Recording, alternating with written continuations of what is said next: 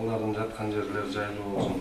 Баатырлардын эрдиги эч качан унутулбайт. Өткөн жылдардагы чек ара окуяларында курман болгон жоокерлер эскерилди. Анда жергиликтүү бийлик өкүлдөрү чек ара бөлүктөрүнүн башчылары менен биргеликте курман болгон аскер кызматкерлеринин жакындарынан кабар алды. Анда Равшан Моминов, Бекзат Юлдашев жана Жаныбек Якуповдун жаркын элестерине Куран түшүрүлүп, акимдин жеке фондунан бөлүнгөн акча каражатын тапшырышты.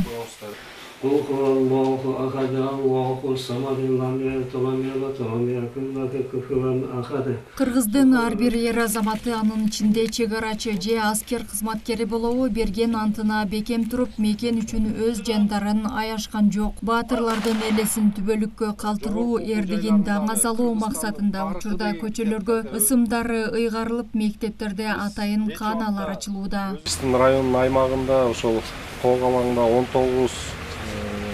19-21-22 жылдары 16 адам шейит кеткен экен. Ошолордун бардыгын эртеден бери кыдырып, үйлөрүнө барып, Куран түшүрүп,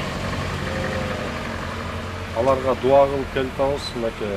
Мындай согуштар, мындай күтүүсүз болгон кагылышуулар мындан ары Кыргызстаныбызда, районубузда болбосун. Элибиз дайыма тынч болсун. Эске салсак, 2022 жылдын сентябрь айындагы куралдуу кагылышууда жалпысынан 60тан ашуун жаран, анын ичинде 50ге жакыны аскер кызматкерлери курман болгон. Айсулуу Абдилаким кызы, Бакыт Саитов, Баткен жаңылыктары.